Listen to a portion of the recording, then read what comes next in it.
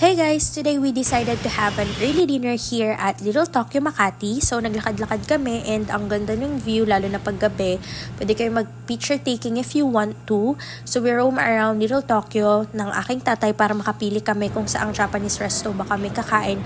But we still ended up at Manmaru, which is sa likod ng Little Tokyo or Exit, located at Makati Square. Sobrang ganda ng place, Instagrammable, and if you are craving for Japanese food na masarap, try nyo to, napaka-budget friendly.